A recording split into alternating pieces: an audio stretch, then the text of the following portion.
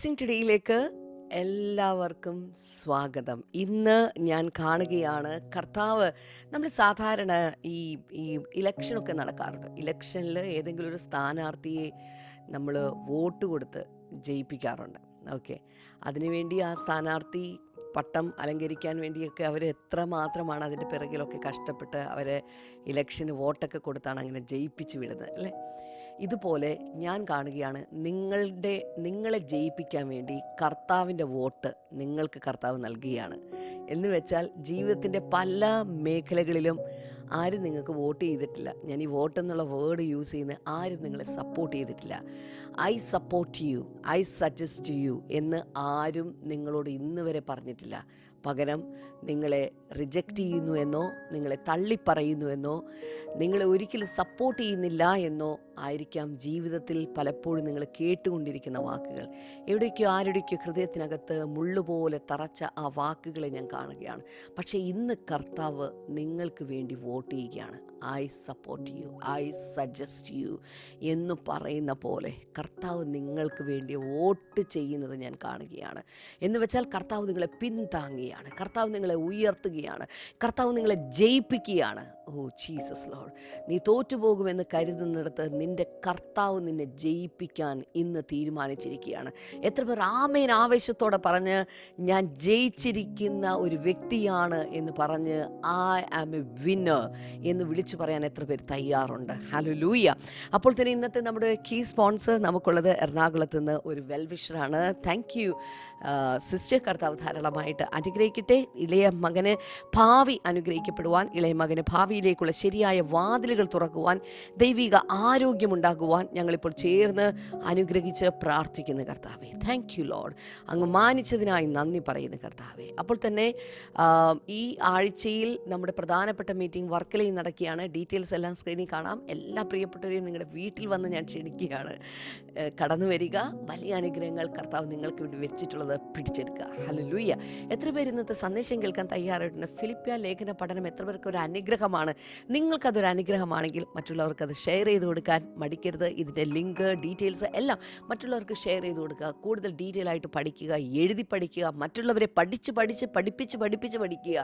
Okay, വ്യത്യസ്തമായ മാർഗ്ഗങ്ങളുണ്ട് ഇത് പഠിക്കാനായിട്ട്. അങ്ങനെ പഠിച്ചുകൊണ്ട് ദൈവവചനത്തെ നമ്മുടെ ഹൃദയത്തിനകത്ത്, നമ്മുടെ നമ്മുടെ അസ്ഥിക്കകത്തൂടെ പോലും കയറത്തക്ക വിധത്തിൽ ദൈവവചനത്തെ അസ്യൂം ചെയ്യുക, അതിനെ പിടിച്ചെടുക്കുക, അതിനെ അങ്ങോട്ട് ആക്കി വെക്കുക.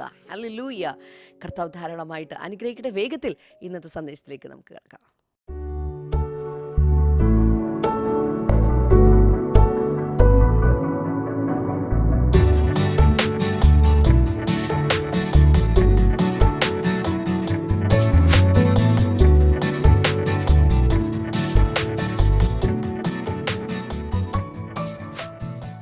Welcome back.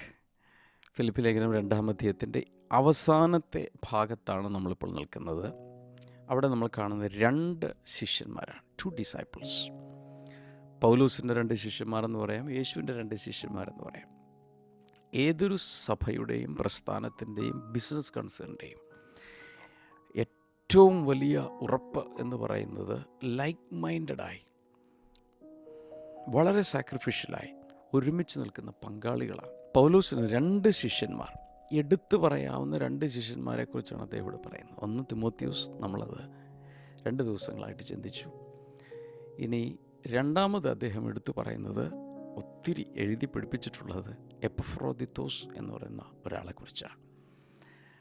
അദ്ദേഹം ഫിലിപ്പി സഭയിലെ ഒരു മെമ്പറായിരുന്നു, ഒരു ഹൈ ഒഫീഷ്യലായിരുന്നു, ഒരു പബ്ലിക് സെർവൻ്റ് ആയിരുന്നു. എന്ന് വെച്ചാൽ ഗവൺമെൻറ് തലത്തിലൊക്കെ ജോലി ചെയ്തിരുന്ന ഒരു ക്യാരക്ടറായിരുന്നു. പക്ഷെ അദ്ദേഹത്തെയാണ് ഫിലിപ്പി സഭ വലിയൊരു എമൗണ്ടുമായിട്ട് പത്രോസിന് കൊടുക്കാനുള്ള മിഷൻ സപ്പോർട്ടുമായിട്ട് ഒരുപക്ഷെ 1 മാസത്തോളം എങ്കിലും കുറഞ്ഞത് യാത്ര ചെയ്ത് കാണും. ചിലപ്പോൾ ചില കടലുകൾ കടന്നൊക്കെ ആയിരിക്കും അദ്ദേഹം വന്നത്, അല്ലെങ്കിൽ കരമാർഗമാണെങ്കിൽ ഒത്തിരി റൗണ്ട് അബൌട്ട് വേയിൽ വേണം വരാൻ. പല സ്ഥലങ്ങൾ, പ്രോവിൻസുകൾ, രാജ്യങ്ങളൊക്കെ പിന്നിട്ട് വേണം അദ്ദേഹത്തിന് റോമിലെത്താൻ. അദ്ദേഹം ഒരുപക്ഷെ ഒറ്റയ്ക്കായിരിക്കില്ല, ഒരു കൂട്ടമായിട്ടായിരിക്കും വന്നിരിക്കുന്നത്. അതിൻ്റെ എക്സ്പെൻസ് എല്ലാം എടുത്ത് അദ്ദേഹം വന്നു. ചുമ്മാ വരികയല്ല ചെയ്തത്, അത്രയും സമയം പൗലോസിനോടൊപ്പം ചെലവഴിച്ച് അദ്ദേഹത്തിൻ്റെ ഒരു അറ്റൻഡൻ്റായി അദ്ദേഹത്തെ സെർവ് ചെയ്യാൻ കൂടെ കുറേ കാലത്തേക്ക് സെർവ് ചെയ്യാനൊക്കെയാണ് അദ്ദേഹം വന്നത്. അതൊരു ഹൈ റിസ്ക് ആണ്. കാരണം ഒന്നാമത് ആരാണ് കാണാൻ വന്നിരിക്കുന്ന ആൾ അപ്പസ്തോലനായിരിക്കുമ്പോൾ തന്നെ തടവുകാരനാണ്, ജയിൽ പുള്ളിയാണ് എന്ന കാര്യം നമ്മൾ മറക്കരുത്. ചുരുക്കി പറഞ്ഞാൽ ഇങ്ങനെയുള്ള ക്യാരക്ടേഴ്സ്, അതായത് എപ്പഫ്രോദിത്തോസിനെ പോലെയുള്ള ക്യാരക്ടേഴ്സ് അവരുടെ ജീവിതത്തെ ചൂതാടുകയായിരുന്നു. അവരുടെ ലൈഫ് തന്നെ ഗാംബിൾ ചെയ്യുകയാണ്. ജീവിതത്തെ ചൂതാടിയാണ് ഇവിടെ എത്തിയിരിക്കുന്നത്. നിസ്സാര പരിപാടിയല്ല. എനിക്ക് തോന്നുന്നു ഇന്നലെ നമ്മൾ വായിച്ച ആ ഭാഗം ഒന്നുകൂടി ഒന്ന് വായിക്കുന്നത് നല്ലതായിരിക്കും. 25 മുതൽ. എന്നാൽ എൻ്റെ സഹോദരനും കൂട്ടുവേലക്കാരനും സഹഭടനും നിങ്ങളുടെ ദൂതനും എൻ്റെ ബുദ്ധിമുട്ടിന് ശുശ്രൂഷിച്ചവനുമായ എപ്പഫ്രോദിത്തോസിനെ നിങ്ങളുടെ അടുക്കൽ അയക്കുന്നത് ആവശ്യമെന്ന് എനിക്ക് തോന്നി. അവൻ നിങ്ങളെല്ലാവരെയും കാണുവാൻ വാഞ്ചിച്ചും താൻ ദീനമായി കിടന്നു എന്ന് നിങ്ങൾ കേട്ടതുകൊണ്ട് വ്യസനിച്ചുമിരിക്കുന്നു. അവൻ ദീനം പിടിച്ച് മരിപ്പാറായിരുന്നു സത്യം. എങ്കിലും ദൈവം അവനോട് കരുണ ചെയ്തു. അവനോട് മാത്രമല്ല, എനിക്ക് ദുഃഖത്തിന്മേൽ ദുഃഖം വരാതിരിപ്പാൻ എന്നോടും കരുണ ചെയ്തു. ആകയാൽ നിങ്ങൾ അവനെ വീണ്ടും കണ്ട് സന്തോഷിപ്പാനും എനിക്ക് ദുഃഖം കുറവാനും ഞാൻ അവനെ അധികം ജാഗ്രതയോടെ അയച്ചിരിക്കുന്നു. അവനെ കർത്താവിൽ പൂർണ്ണ സന്തോഷത്തോടെ കൈക്കൊള്ളുവിൻ. ഇങ്ങനെയുള്ളവരെ ബഹുമാനിപ്പിൻ. എനിക്ക് വേണ്ടിയുള്ള നിങ്ങളുടെ ശുശ്രൂഷയുടെ കുറവ് തീർപ്പാനല്ലോ അവൻ തൻ്റെ പ്രാണനെ പോലും കരുതാതെ ക്രിസ്തുവിൻ്റെ വേല നിമിത്തം മരണത്തോളമായി പോയത്. യേശു നമുക്ക് വേണ്ടി ജീവൻ തന്നു. ദൈവിക ശുശ്രൂഷ ചെയ്യുന്നവരെക്കുറിച്ചും കർത്താവ് ആഗ്രഹിക്കുന്നതാണ്. നമുക്ക് വേണ്ടി ജീവൻ തന്നവന് വേണ്ടി ജീവൻ കൊടുക്കുക. അത് പല രീതിയിൽ, വെറുതെ അങ്ങ് ചാകുക എന്നുള്ളത് മാത്രമല്ല, രക്തസാക്ഷിയാകുക എന്നുള്ളത് മാത്രമല്ല, ഒരുപക്ഷെ ജീവിതകാലം മുഴുവൻ ഓരോ നിമിഷവും വളരെ സാക്രിഫിഷ്യലായി കർത്താവിന് വേണ്ടി ചില കാര്യങ്ങൾ ചെയ്യുമ്പോൾ അതും ഈ കൂട്ടത്തിൽ പെടുന്നു. അപ്പോൾ എപ്പഫ്രോദിത്തോസിനെ കുറിച്ചുള്ള ക്വാളിറ്റീസൊക്കെ നമ്മൾ ഒത്തിരി കണ്ടു. എങ്ങനെയുള്ളൊരു മനുഷ്യനായിരുന്നു എപ്പഫ്രോദിത്തോസ് എന്ന് ചോദിച്ചാൽ വളരെ കൃത്യമായൊരു ലിസ്റ്റ് തന്നെ നമുക്ക് ഉണ്ടാക്കാൻ കഴിയും. ഞാൻ പെട്ടെന്ന് അത് പറയാൻ പോവുക. അതുകൊണ്ട് പെട്ടെന്ന് എല്ലാവരും ഒരു പേനയൊക്കെ എടുത്ത് വെച്ച് റെഡിയാകുക, എഴുതാൻ, നോട്ട്സ് കുറിക്കാനൊക്കെ റെഡിയാകുക. ഞാൻ കഴിഞ്ഞ ദിവസം പറഞ്ഞ പോലെ ചില ബൈബിൾ കഥാപാത്രങ്ങൾ വളരെ പ്രസിദ്ധരാണ്, കുഞ്ഞുങ്ങൾക്ക് പോലും അറിയാം. എന്നാൽ ചിലർ അത്രയും പ്രസിദ്ധരല്ല, പക്ഷേ അവരാണ് പിന്നണിയിൽ വലിയ ചില കരുനീക്കങ്ങൾ നടത്തിയത്. ഇദ്ദേഹത്തെക്കുറിച്ച് പറയുവാണെങ്കിൽ he was a man of character. സ്വഭാവ ശ്രേഷ്ഠതയുള്ള ഒരു മനുഷ്യനായിരുന്നു ഇദ്ദേഹം. The church normally wouldn't entrust such money with someone with a bad history. നല്ലൊരു ക്യാരക്ടർ ഉണ്ടായിരുന്നെന്ന് പറയാൻ കാരണം, നിങ്ങളുടെ കയ്യിൽ കുറച്ച് കാശുണ്ടെങ്കിൽ കള്ളൻ്റെ കയ്യിൽ ഏൽപ്പിക്കുമോ? അവിശ്വസ്തരുടെ കയ്യിൽ ഏൽപ്പിക്കുമോ? അത് അല്പമെങ്കിലും മോഷ്ടിച്ചു കൊണ്ടുപോകുന്നവരുടെ കയ്യിൽ ഏൽപ്പിക്കുമോ? നോർമലി ഇല്ല. അങ്ങനെയെങ്കിൽ ഫിലിപ്പ് സഭ ഇദ്ദേഹത്തിൻ്റെ കയ്യിൽ ഭരമേൽപ്പിച്ച് വിടണമെങ്കിൽ, കാശ് വലിയ എമൗണ്ടാണ്, കൊടുത്തു വിടണമെങ്കിൽ തീർച്ചയായിട്ടും അദ്ദേഹത്തിൻ്റെ ഒരു പ്രൂവൺ ക്യാരക്ടർ അവിടെ കാണും. സോ അങ്ങനെ അദ്ദേഹത്തിൻ്റെ ചരിത്രത്തിൽ, ജീവിതത്തിൽ അദ്ദേഹം വളരെ വളരെ വളരെ സ്വഭാവ ശ്രേഷ്ഠതയുള്ളൊരു മനുഷ്യനായിരുന്നു. Number 2, he was a man of testimony.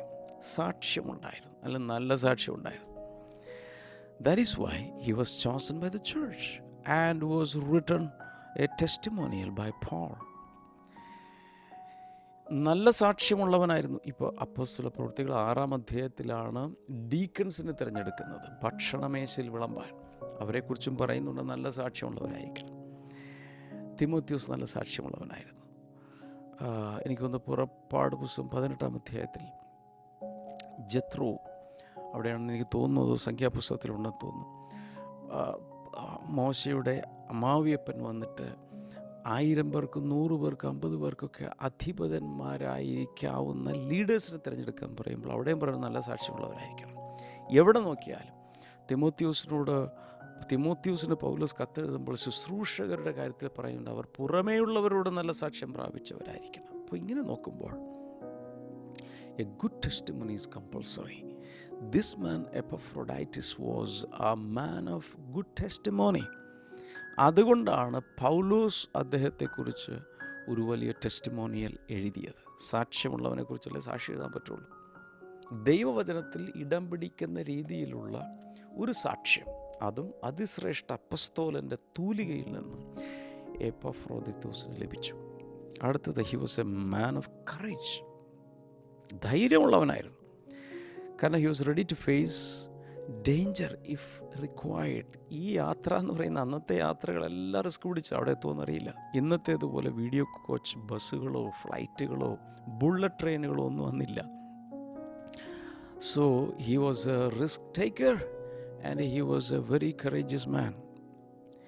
He was a man of integrity.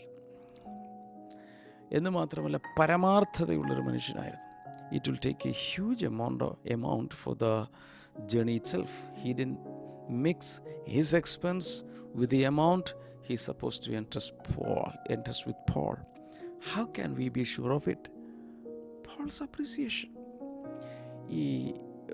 എന്ന് മാത്രമല്ല, ഈ മനുഷ്യൻ ഈ നേരത്തെ പറഞ്ഞ പോലെ വലിയ എമൗണ്ടുമായിട്ടാണല്ലോ പോകുന്നത്. അങ്ങനെ പോകുമ്പോൾ തൻ്റെ സ്വന്തം കാശ് ഇതുമായിട്ടൊന്നും മിക്സ് ചെയ്ത് എപ്പോഴും വരുന്ന ഈ ജേണിയൊക്കെ വരുന്ന സമയത്ത് പലപ്പോഴും ഒരു മിഷനുമായിട്ട് ഒരു കമ്പനിയിൽ നിന്നോ സഭയിൽ നിന്നോ ഒക്കെ ആളുകൾ പോകുമ്പോൾ സമയത്ത് പലരും ചെയ്യുന്ന പരിപാടി ഈ സഭയുടെ പൈസ അല്ലെങ്കിൽ ബിസിനസ്സിൻ്റെ പൈസയും സ്വന്തം പൈസയിട്ട് മിക്സ് ചെയ്യും. അവസാനം എഴുതി കണക്ക് സെറ്റിൽ ചെയ്യാൻ വരുന്ന സമയത്ത് ആകപ്പാടെ പ്രശ്നമാണ്.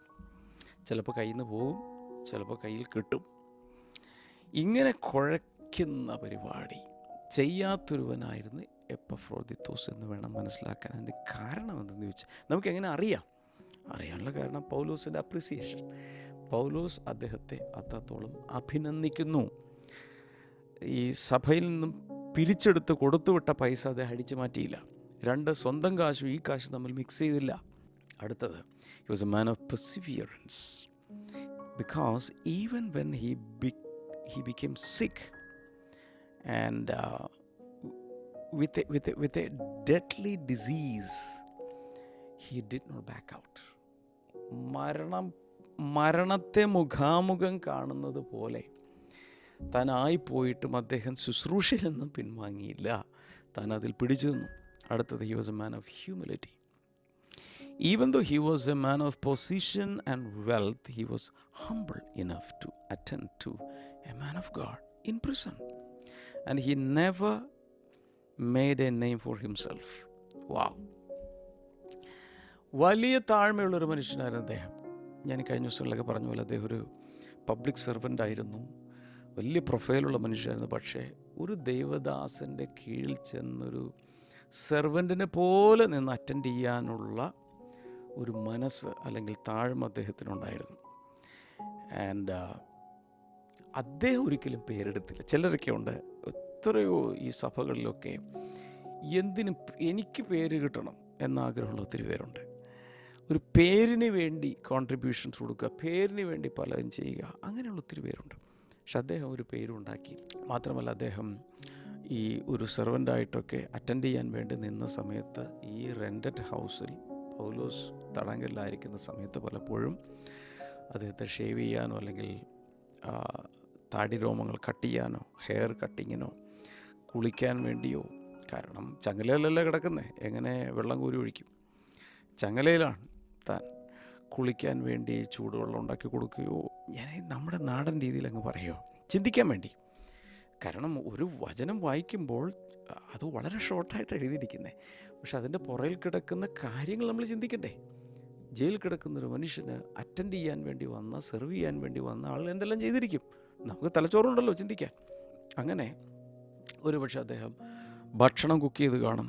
എന്ന് മാത്രമല്ല ഇടയ്ക്കിടയ്ക്ക് തൻ്റെ ശരീരത്തിലൊക്കെ വേദന വരും. പൗലോസിൻ്റെ ശരീരത്തിൽ, കാരണം ചതയ്ക്കപ്പെട്ട ഒരു ശരീരമല്ലേ, അനേക പ്രാവശ്യം ചാട്ടവാറുകൊണ്ടൊക്കെ അടിയേറ്റതാണ്. അപ്പോൾ അദ്ദേഹം ഒരുപക്ഷെ അവിടെ മെഡിസിൻ അപ്ലൈ ചെയ്ത് കൊടുക്കുകയോ അല്ലെങ്കിൽ മസാജ് കൊടുക്കുകയോ ചെയ്ത് കാണും. ഒരുപക്ഷെ എഴുതാൻ സഹായിച്ച് കാണും. ഒരുപക്ഷെ ഈ കത്ത് കൈകൊണ്ട് എഴുതിയത് ഇദ്ദേഹമാകാം. കാരണം ചങ്ങലിൽ കിടക്കുന്ന ഒരു മനുഷ്യന് എത്രത്തോളം എഴുതാൻ പറ്റും? ഞാൻ ഇതിങ്ങനെ പിടിച്ചിരിക്കുക, ഒരു മുഴുത്ത ചങ്ങല ഇവിടെ കണ്ണുകളിങ്ങനെ തൂങ്ങിക്കിടക്കുമ്പോൾ എങ്ങനെ ആ വെയിറ്റ് കൊണ്ട് എനിക്ക് എഴുതാൻ പറ്റും? ഒരുപക്ഷെ ഇദ്ദേഹമായിരിക്കും ഡിക്റ്റേറ്റ് ചെയ്ത് കൊടുത്തപ്പോൾ എഴുതിയത്. പിന്നെ സാധനങ്ങൾ മേടിക്കാൻ പോയി. ഇങ്ങനെ പച്ചക്കറികളോ പലചരക്കോ ഒക്കെ മേടിക്കാൻ വേണ്ടി കടയിൽ പോയി കാണും. എത്ര ഉയർന്ന ഒരു മനുഷ്യൻ ഒരു ദേവദാസൻ്റെ കീഴിൽ നിന്ന് അറ്റൻഡ് ചെയ്യുകയാണ്. ഇങ്ങനെയുള്ള സിനേറിയോ ഞാൻ ഒത്തിരി സ്ഥലങ്ങൾ കണ്ടിട്ടുണ്ട്. ഹൈ പ്രൊഫൈൽ ബിസിനസ്മാൻ, വളരെ ഉയർന്ന ഉദ്യോഗസ്ഥന്മാരൊക്കെ ചില ദേവദാസന്മാർക്ക് വേണ്ടി നിന്ന് ഇങ്ങനെ ശുശ്രൂഷിക്കുന്നത് ഞാൻ കണ്ടിട്ടുണ്ട്. അതിൻ്റെ അനുഗ്രഹം വളരെ വലുതാണ്. ദൈവകൃപയിൽ അങ്ങനെയൊക്കെ ദേവദാസന്മാരെ ശുശ്രൂഷിക്കാൻ എനിക്കും കർത്താവ് ഭാഗ്യം തന്നിട്ടുണ്ട്. ഇനി he was a people lover. കാരണം ജനങ്ങളെ സ്നേഹിച്ചൊരു മനുഷ്യനാണ് അദ്ദേഹം. അതുകൊണ്ടാണ് അദ്ദേഹത്തെ വിളിക്കുന്നത്, Paul calls him his fellow worker, കൂട്ടുവേലക്കാരെന്ന് വിളിക്കുന്നത്. He worked so hard that he fell ill. അപ്പോൾ കഠിനാധ്വാനം ചെയ്ത് രോഗി വരെ ആയി പോകുന്ന രീതിയിൽ അദ്ദേഹം പ്രവർത്തിച്ചു. He was a servant minister, ദാസനായി നിന്ന ഒരു ശുശ്രൂഷകനാണ്. He served the man of God and ministered as a messenger and as a spokesman for the church. തൻ്റെ സഭയുടെ, പ്രാദേശിക സഭയുടെ ഒരു വക്താവും അപ്പോൾ തന്നെ ഒരു അപ്പസ്തോലിന് വേണ്ടി സെർവ് ചെയ്ത ആളും ദാസനും ശുശ്രൂഷകനും ഒക്കെയാണ് അദ്ദേഹം. He was a man of self-sacrifice. സ്വയത്യാഗമുള്ളൊരു മനുഷ്യനായിരുന്നു. He was ready to give his life for Christ. കർത്താവിന് വേണ്ടി ജീവൻ കൊടുക്കാൻ തയ്യാറായിരുന്നു Paul the Apostle and the body of Christ. എല്ലാവർക്കും വേണ്ടി ജീവൻ കൊടുക്കാൻ അദ്ദേഹം തയ്യാറായി വന്നു. അങ്ങനെ പൗലൂസിൻ്റെ സാക്ഷ്യവാചകങ്ങളാണ് ഇവിടെ കാണുന്നത്. Paul is writing a great testimonial about Epaphroditus because he could not complete his service to Paul. പൗലോസിനോടൊപ്പം നിന്ന് ഫുൾ ചെയ്യാൻ തുടർന്ന് അദ്ദേഹത്തിന് സാധിച്ചു. കാരണം തിരിച്ചു പോകണമല്ലോ. അതുകൊണ്ട് അദ്ദേഹത്തിന് എഴുതുകയാണ്. People back in Philippi may call him a quitter. ഇങ്ങനെ ചെയ്തില്ലെങ്കിൽ, തിരിച്ചു വിട്ടില്ലെങ്കിൽ ഈ ഫിലിപ്പിയിലുള്ള ആളുകൾ വിട്ടിട്ട് പോയി എന്ന് വരെ ചിന്തിച്ചേക്കാം. അതുകൊണ്ട് വളരെ പൗലോസ് ആണെങ്കിൽ ഒരു പിശുക്കുമില്ലാതെ തൻ്റെ അഭിനന്ദനങ്ങളും പ്രശംസയും ഈ എപ്പഫ്രോഡൈറ്റിസിൻ്റെ മേൽ ചൊരിയുകയാണ്. അത് അദ്ദേഹത്തിൽ നിന്ന് നമുക്ക് ലഭിക്കുന്നൊരു മാതൃകയാണ്. ഇനി പറയുന്നുണ്ട്, he risked his life for the work of the Lord. അല്ലേ, ദൈവവേലയ്ക്ക് വേണ്ടിയും പൗലോസിന് വേണ്ടിയും ഒക്കെ താൻ തൻ്റെ പ്രാണനെ റിസ്ക് ചെയ്തു, അപായത്തിൽപ്പെടുത്തി. അത് ശരിക്കും അവിടെ ഉപയോഗിച്ചിരിക്കുന്ന മനസ്സിലാക്കാവുന്ന കാര്യം എന്ന് പറഞ്ഞാൽ ഹി ഗാംബിൾഡ് ഹിസ് ലൈഫ് എന്നാണ്. എന്ന് വെച്ചാൽ ജീവിതം വെച്ച് ചൂതാടി, കാശ് വെച്ചല്ല അദ്ദേഹം ചൂതാടിയത്, തൻ്റെ സ്വന്തം ജീവൻ ചൂതാടിയൊരു മനുഷ്യനായിരുന്നു അദ്ദേഹം. പൗലോസ് വാസ്തവത്തിൽ എന്താ ചെയ്യുന്നത്? എപ്പഫ്രോഡൈറ്റിസിനെ തിരിച്ചു വിടുമ്പോൾ ഈ കത്തുമായിട്ടാണ് പോകുന്നത്. ഒരുപക്ഷെ താൻ തന്നെയായിരിക്കും കത്തെഴുതുന്നത് എന്ന് വെച്ചാൽ പൗലോസ് പറഞ്ഞു കൊടുക്കും, അദ്ദേഹം കേട്ടെഴുതും. എന്നിട്ട് ആ കത്തുമായിട്ടാണ് അദ്ദേഹം തിരിച്ചു പോകുന്നത്.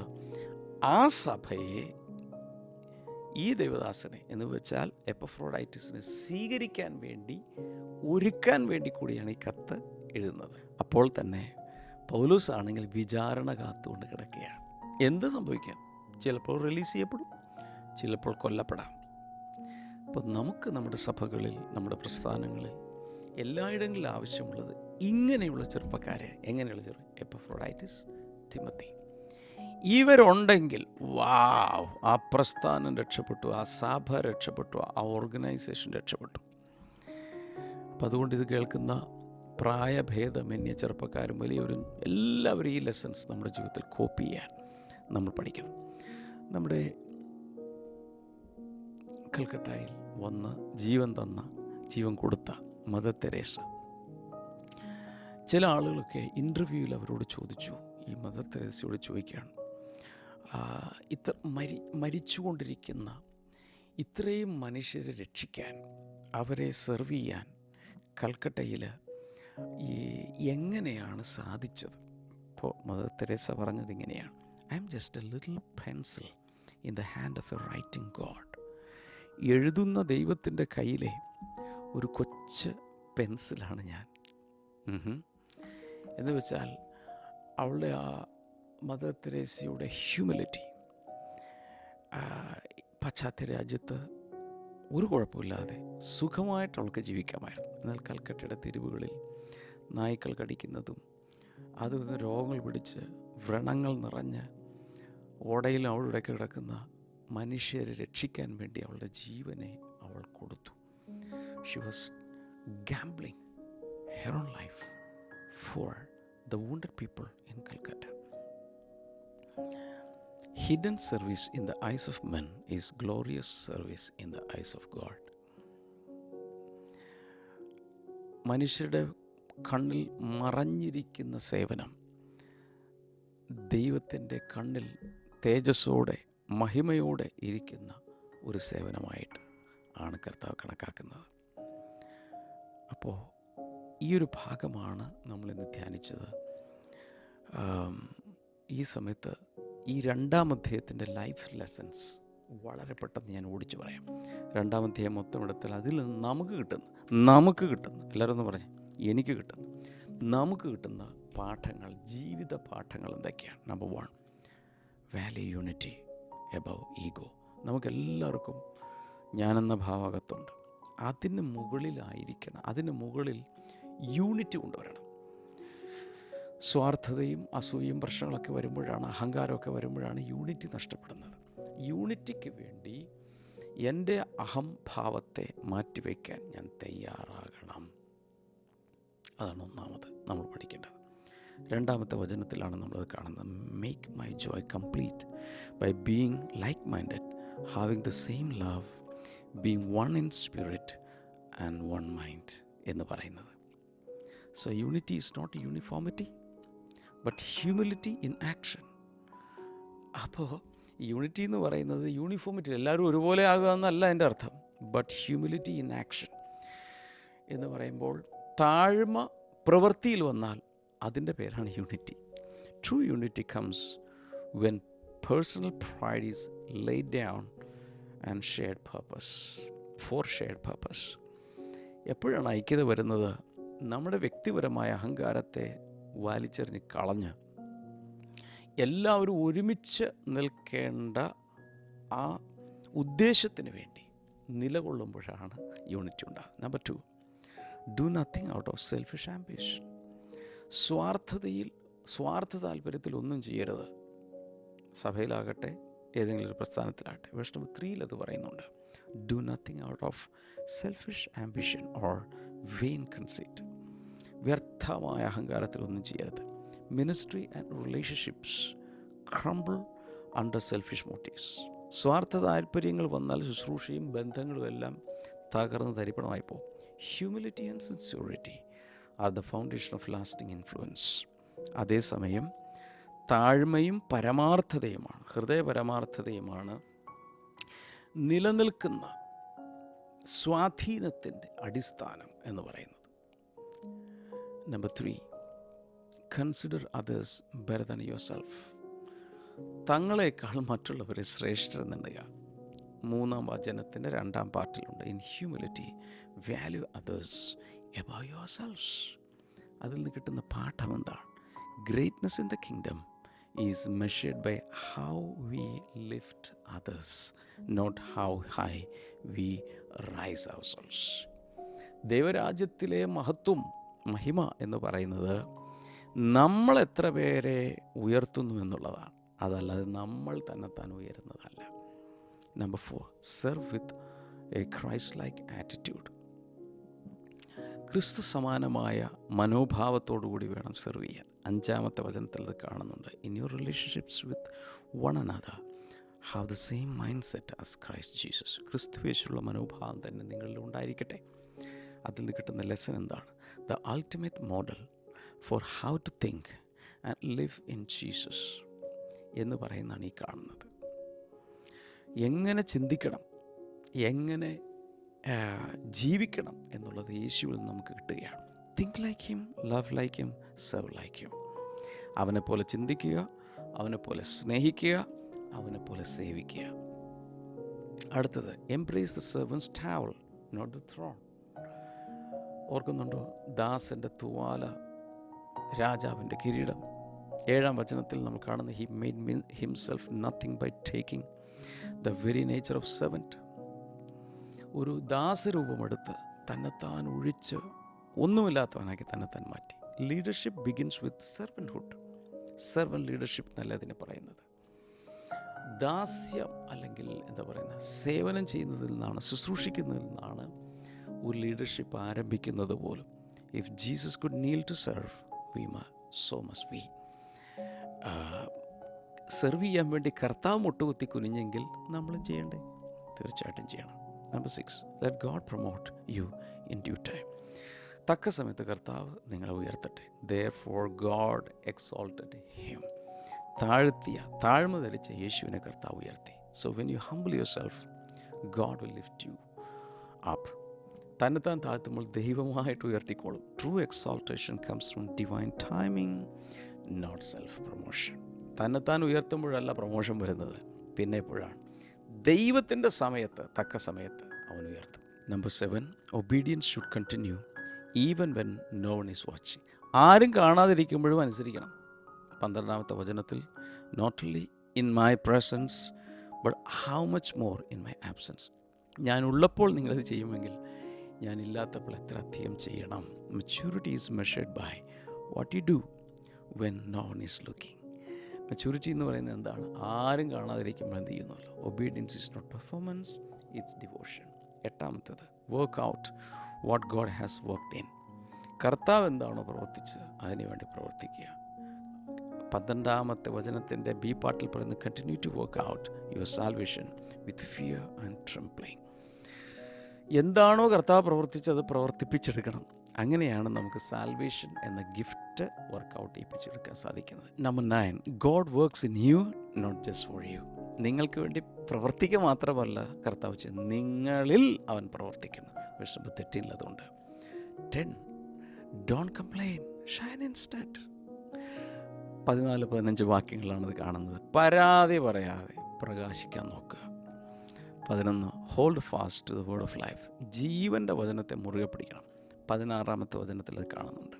12-ാമത് കാണുന്നത്, be willing to pour out your life for others. മറ്റുള്ളവർക്കായി ജീവൻ കൊടുക്കാൻ തയ്യാറാകുക.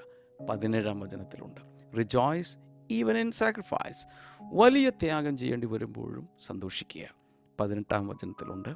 14, find faithful like hearted partners. 20-ാം വചനത്തിൽ നമ്മൾ കാണുന്നത്, വിശ്വസ്തരും ഒരേ ഹൃദയമുള്ളവരുമായ പങ്കാളികളെ കണ്ടുപിടിക്കണം. ഒരു കാര്യം കൂടി പറഞ്ഞ് അവസാനിപ്പിക്കാം. Honour risk takers in the faith. വിശ്വാസത്തിൽ ചൂതാടുന്നവരെ അല്ലെങ്കിൽ വലിയ അപകടം പിടിച്ച കാര്യങ്ങൾ പോലെ ഏറ്റെടുക്കുന്നവരെ ബഹുമാനിക്കണം. 29-30 വചനങ്ങളിൽ നമ്മളത് കാണുന്നുണ്ട്. കൈനീട്ടി പ്രാർത്ഥിക്കത്താവ് ജനങ്ങളെ അനുഗ്രഹിക്കുന്നതിന് പ്രകാരം ജീവിതത്തെ ട്യൂൺ ചെയ്യാൻ സഹായിക്കണമേ. രോഗികൾ യേശുവിൻ്റെ നാമത്തിൽ സൗഖ്യമാട്ടെ. അപസ്മാരം, പെട്ടെന്ന് തലചുറ്റി വീഴുന്നത്, ഏത് രോഗമാണെങ്കിലും കൈനീട്ടാം. കർത്താവെ, ഒരു വലിയ സൗഖ്യം കൊടുക്കുന്നതിനായി നന്ദി, യേശുവിൻ നാമത്തിൽ. ആമേൻ. So God bless you all. നാളത്തേത് വിട്ടുപോകരുത്, കാണാൻ മറക്കരുത്. വീണ്ടും നാളെ കാണാം. God bless you all. By.